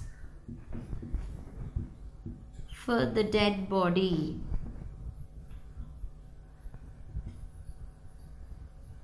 So what Mark Antony is saying here? Mark Antony says that his heart is with the dead body of the Caesar in the coffin. And I must pause till it come back to me. So I have to stop until it come back to me, because when it will come back, when he takes the revenge, he is not telling that out. He says that I must take a pause until I get back my heart. First citizen. Methinks there is much reason in his sayings. So the first citizen again he said, there is some reason behind the speech of Mark Antony. Second citizen, if thou consider rightly of the matter. So second citizen also started thinking about what Mark Antony mentioned. Caesar has had great wrong. Third citizen, has he masters? So second citizen said, right, we have to think the matter in the right point of view. Caesar has some mistake from his side. This is the statement made by the second citizen. Immediately the third one is questioning, has he masters? Really, does he has any mistake from his side? I fear there will a worse come in his place. So the third person got a doubt. As Caesar, is it true that he had mistake from his side? Maybe, I have a doubt. Worse than Caesar may come. The person who is worse than Caesar may come now. Fourth citizen, marked his weights. He would not take the crown. Therefore, this certain he was not ambitious. So, fourth citizen is telling, he did not take the crown, means Caesar did not accept the crown, which reveals that he is not ambitious. First citizen, if it be found so, some will dare abide it. Second citizen, poor soul, his eyes are red as fire with weeping. Third citizen, there is not a noble man in Rome than Antony. So now they got very much pleased with the speech given by Antony, and they are trying to show their regardless towards Antony. They are feeling very bad listening to the words of Antony. Fourth citizen, now mark him. He begins again to speak. So fourth citizen, now wait quiet. He again started speaking now, Antony. So Antony started telling, but yesterday the word of Caesar might have stood against the will, now lies here there. So now Mark Antony is telling, yesterday the word given by Caesar stood against the word. As a result, see here, he is lying down dead in front of us, and none so poor to do him reverence. So none of us, he has done these many things because of one thing all stood against to him, and no one is ready, even after his death, when his dead body is lying here, no one is ready to pay honor to his dead body. O masters, if I were disposed to stir, means if I am willing to move from here, your hearts and minds to mutiny and rage, means your heart should rebellion and you should be so anger. I should do Brutus wrong and Cautius wrong, who you all know are honorable men. Now he is telling that you hearts may grieve with rage, anger. So who is wrong here? Is it Brutus or Cautius? But they are really the honorable men. I will not do them wrong. I rather choose to wrong the dead, to wrong myself and you. So I am not going to do anything wrong, or I am not going to tell you anything against to Brutus or Cautius. I am just telling the reason behind the death of Caesar. See, wrong the death. The word wrong the death is given. Be unjust to Caesar, who has been assassinated by calling him ambitious. Injustice was done to Julius Caesar by showing him as an ambitious person who is really not an ambitious one, was assassinated by the conspirators. And to wrong myself by not speaking what I know. He is telling, I don't want to do wrong to me without speaking what I know. I just want to tell you what I know. And you, by allowing you to be deceived by Brutus. Deceived means cheating. Brutus has cheated, has given a wrong interpretation to you to convince you. He told Julius Caesar is ambitious, who is not really so.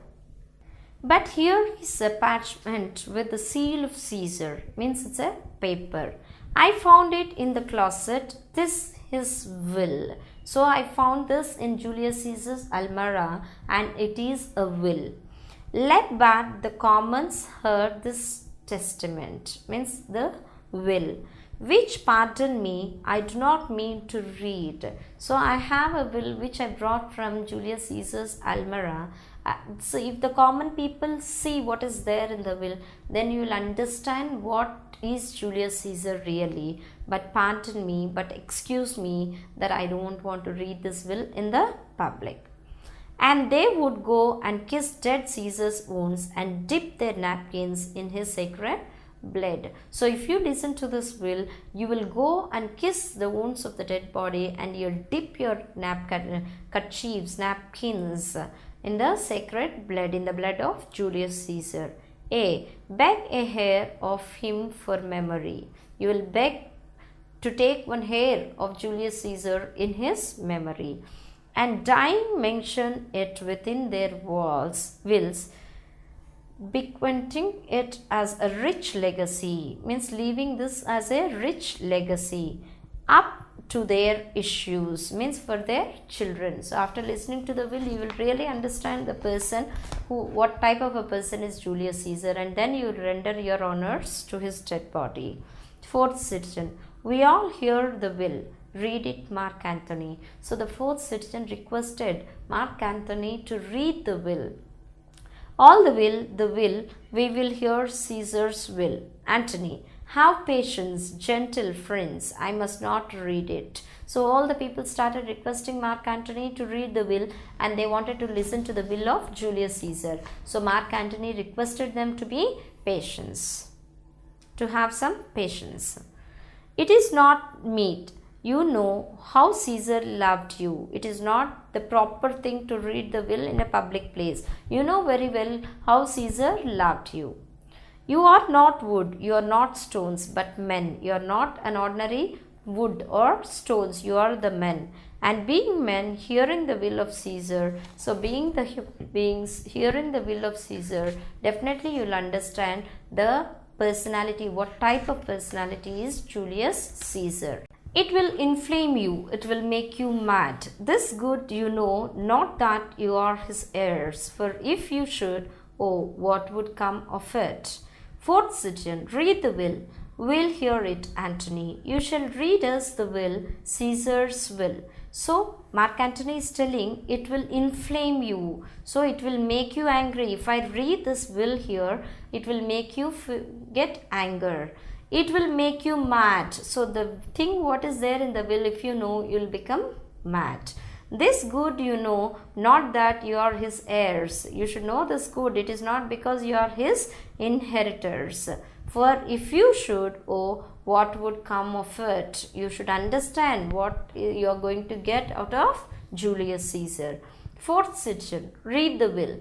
We'll hear it, Antony. So the fourth citizen is requesting Mark Antony to read the will, and he said that he wanted to listen to what is there in the will. You shall read as the will, Caesar's will. So they are forcing Antony to read the will for them. Antony, will you be patient? Will you stay a while? So Antony asked the people to be patient and asked them to wait for a while. I have overshot myself to tell you of it.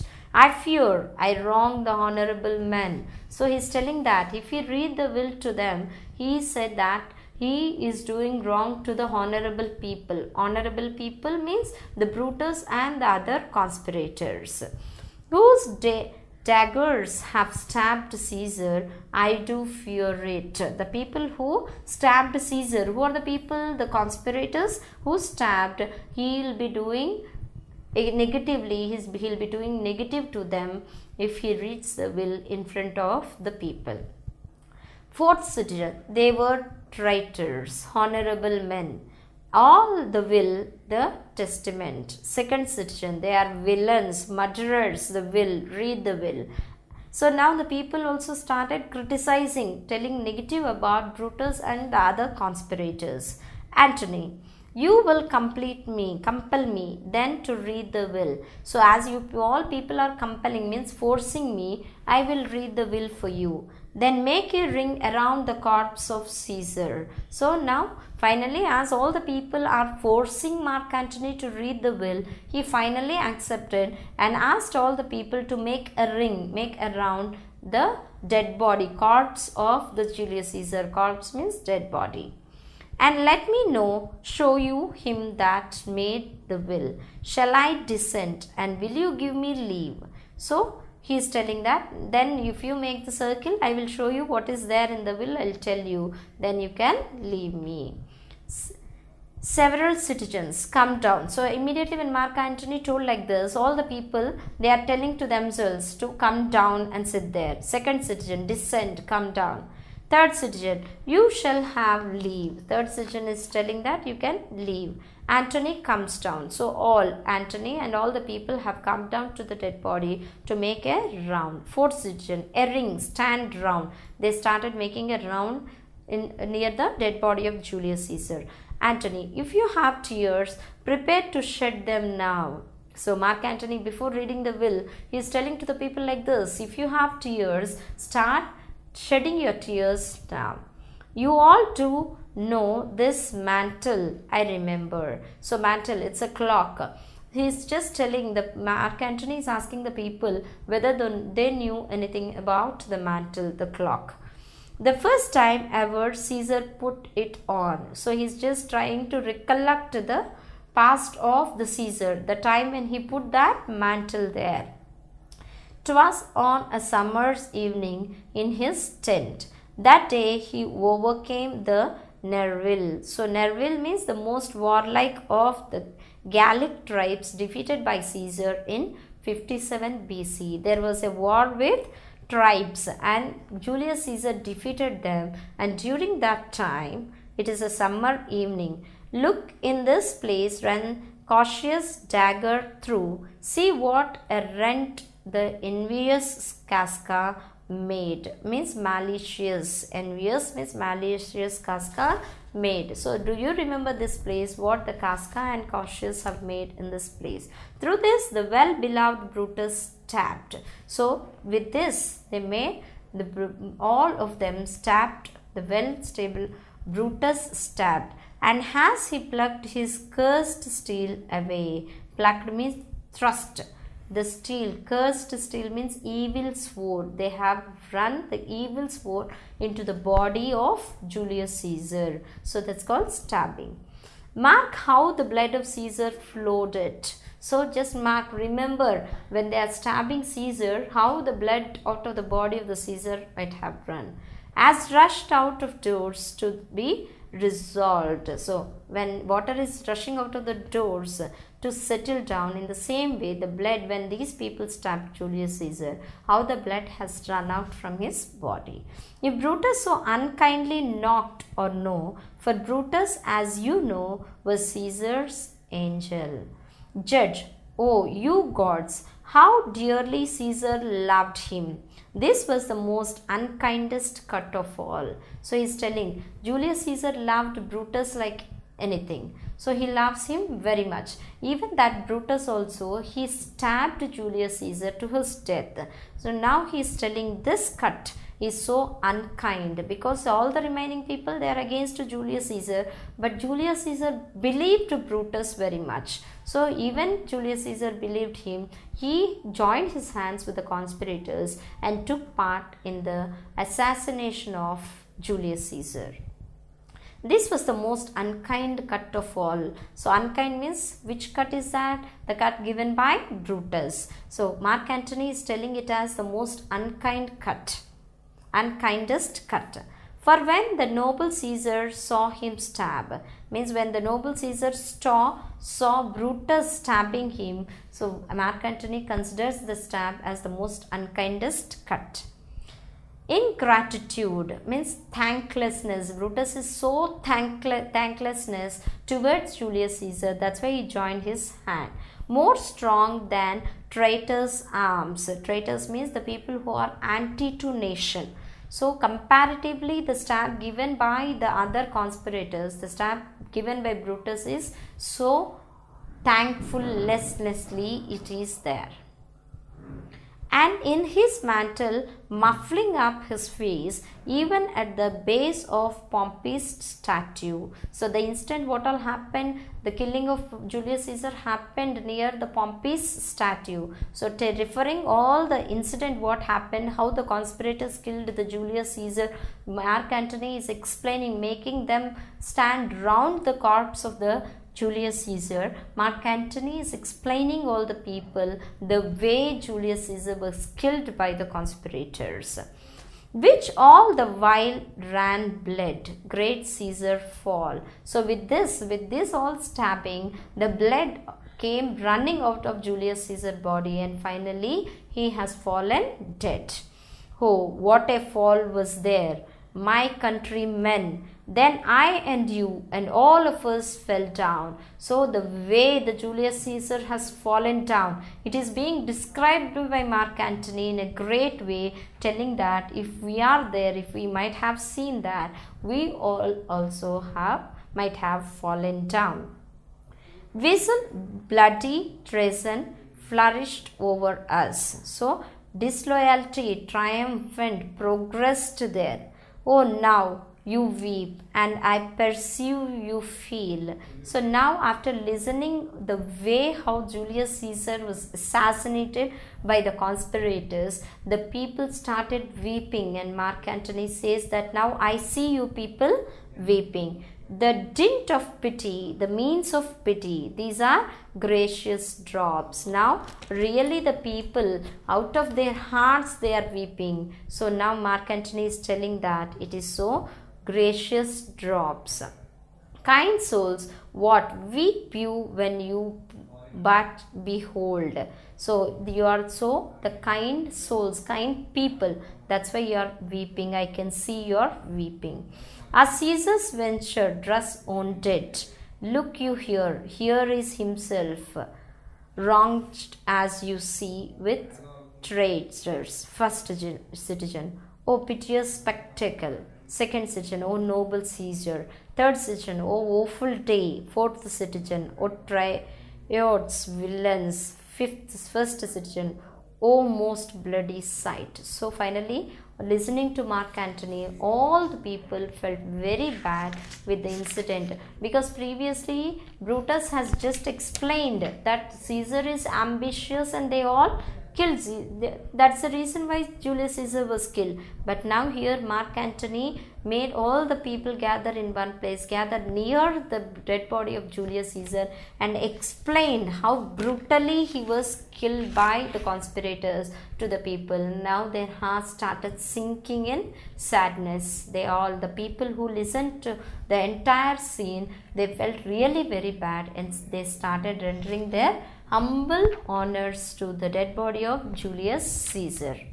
Second citizen, we will be revenged, all revenge, about seek, burn, fire, kill, slay. Let not a traitor live. So traitor means anti-national.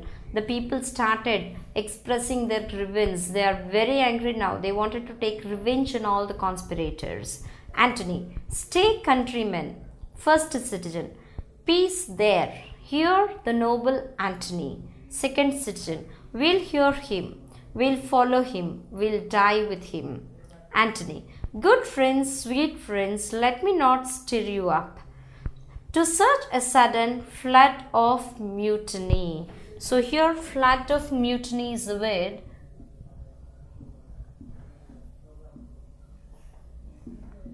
So flood of mutiny means wave of violence. Flood of mutiny means the wave of violence. All the people, they are very much angry now on the conspirators, and they wanted to take the revenge.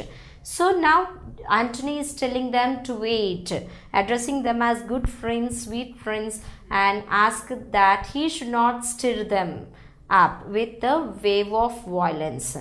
They that have done this deed are honorable. He's telling that the people who got involved in this act, who have done this deed, are honorable. What private griefs they have, alas, I know not. So he's telling all the people who got involved in the conspiracy are honorable. What private feelings made them do this, I don't know. That made them do it. They are wise and honorable. Again he is mentioning those people are wise and honorable. I don't know what all the private things made them involved in such a bad deed. And will no doubt with reasons answer you. I come not, friends, to steal away your hearts. I am no orator as Brutus is. Orator means a good speaker.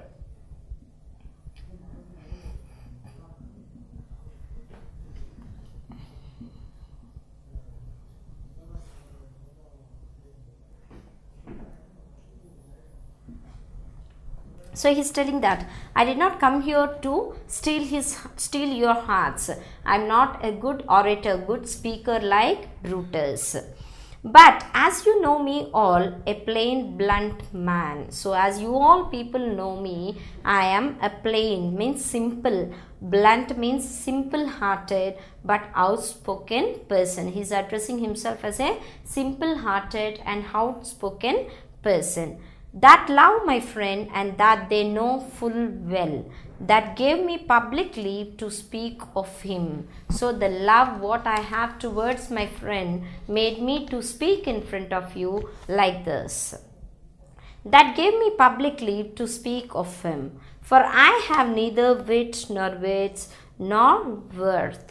So I have neither wit means intelligence. Wit means intelligent. He is telling that only the love what I had towards Caesar, I am speaking out to you all like this. I am not an orator, means a good speaker. Nor I have intelligence. Wit means intelligence.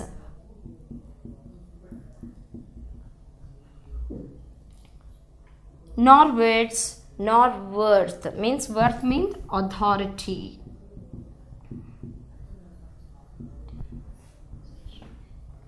Nor authority.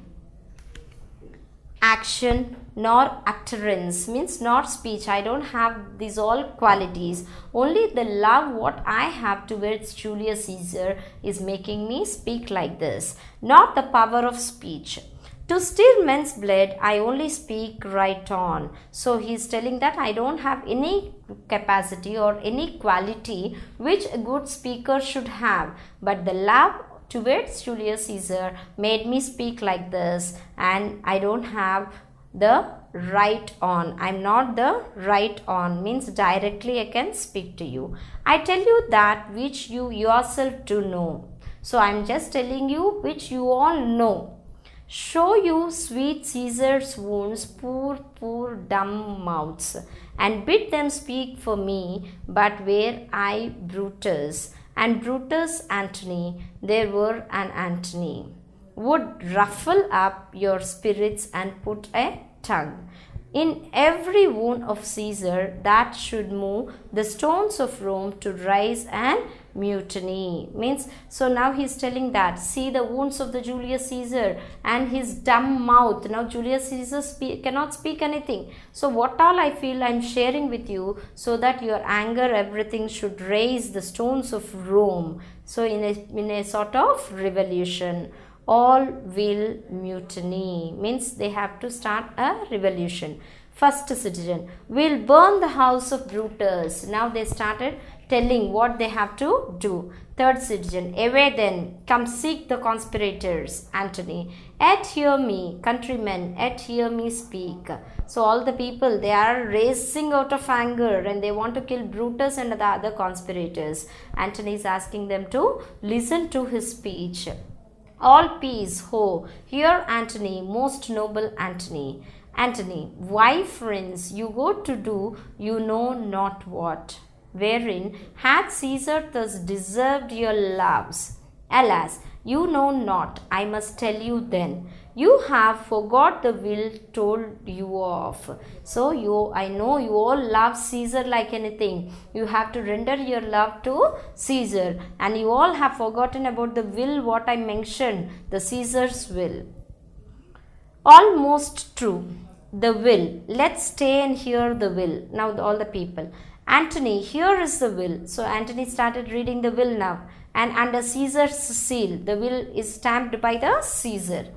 To every Roman citizen he gives. He started reading the will like this. To every Roman citizen, in the will it is mentioned that Julius Caesar is going to give to every several man 75 drachmas. Means this, in the Julius Caesar will it is mentioned that every citizen is going to give 75 silver coins. Second citizen, most noble Caesar, will revenge his death. Third citizen, O royal Caesar, means the generous Caesar. Antony, hear me with patience. All peace, ho. So the people, they are feeling the generosity of Julius Caesar now when they listen to the will written by Julius Caesar. Antony, moreover, he hath left you all his walks, his private arbors and new planted orchards. On this side timber, he hath left them you. So all his property, orchards, fruit gardens, everything, he left to the people of Rome in the will of Julius Caesar.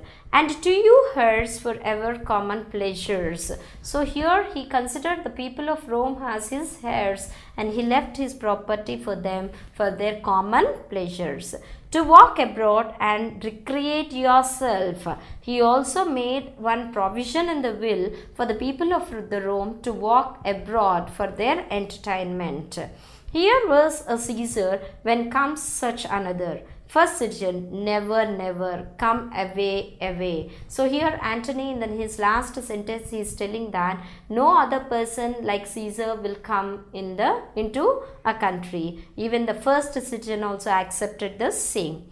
Will burn his body in the holy place and with the brands fire the traitors' houses. So he's telling that finally the people, they are telling that they have to burn the dead body of Caesar in a holy place, and by using the burning sticks they have to burn the houses of the conspirators. Take up the body. They are asking to lift up the body. Second citizen, go fetch fire. Third citizen, pluck down benches. Fourth citizen, pluck down forms, windows, anything. Exhort citizens with the body. So finally they came to a conclusion that they have to burn the dead body of Julius Caesar in a holy place, and they have to put the houses of the conspirators into fire. So they took the body and they left the place.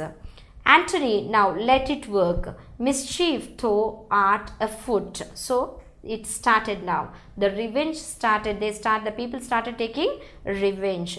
Take thou what course thou wilt. Means course you will take. He's telling Antony, whatever the course we have to take, they have to start. Telling like that, he exit the place. After the extract, means after this in the story, this is just a scene. The assassination of Julius Caesar scene is given here. After this, in the novel, Antony instigates the mob to revenge. Means after once the burial program is completed, Antony instigates the mob, the people who are raising with anger, to take the revenge. He then sits with Octavius Caesar. He is the Julius Caesar's nephew. Antony sits with Octavius Caesar, Julius Caesar's nephew, coldly calculating how to purge any future threat. He sits with Julius Caesar's nephew and they calculate what all the threat they are going to face in the future. Brutus and Cassius fall apart as the idealist and Brutus in outraging by Caesar's practicality. The armies of Octavius Caesar and Antony clash with those of Brutus and Cassius at Philippi and Sardis. Brutus and Cassius are defeated and both commit suicide. So here Brutus, he is originally a very idealistic person, but he was misled by Cassius and Casa. Listening to their words, Brutus joined their hands. Finally they will get defeated in the war against Antony and Octavius Caesar. Finally, Brutus and Casca, they commit suicide after getting defeated in the war. So there ends the story of Julius Caesar.